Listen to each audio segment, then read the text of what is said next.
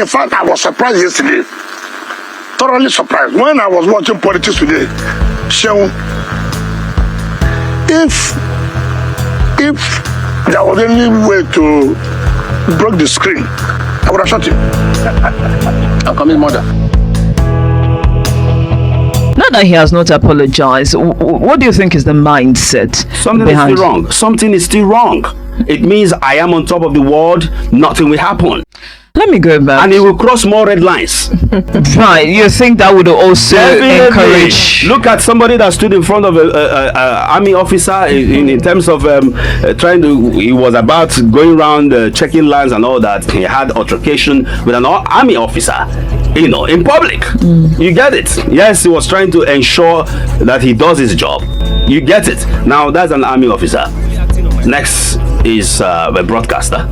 Next time, it could be an herbalist. Next, it will cross more red lines. But even at that time, when he had an encounter with the army officer, I think people were having different opinions. Definitely. Some people would say maybe even the naval officer crossed the red line. Other people also judged it against Wike. But you are saying the fact that nothing happened after that was perhaps what led to the current statement by him. And if it has not been checked, it means that we could expect more in the future. He has even done worse than that. We are just trying to look at incidents outside politics. Within politics, he has done worse than that. You get it?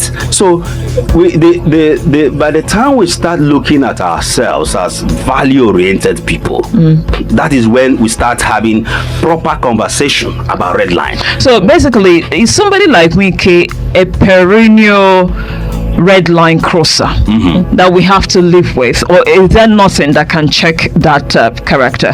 That is a problem. As it stands now, when you see yourself as Alpha and Omega, nobody is checking him. He's an FCT minister and all that. Is it now the public that will now go against him?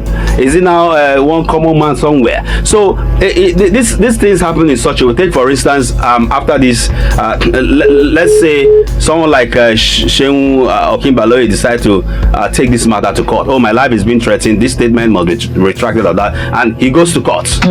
Or that's number one. Then the issue of checkmating continues from there. It goes to court.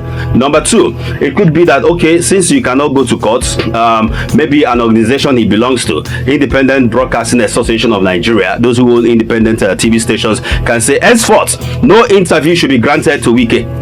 That's another way of checkmating stuff like this. And anything news that comes from Wike must not be broadcasted. So there are different ways you can check balances. All of these stakeholders, do you think they have done enough to ensure that people who cross the red line are made to be accountable? Because I know there was an organization that said, see, if Wike calls you for interview because of this thing that he said, if he has not apologized, nobody should go for that interview. It happens.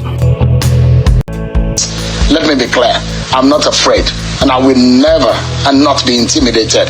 Journalism grounded in ethics and global best practices remains a duty to the public, not a concession to power.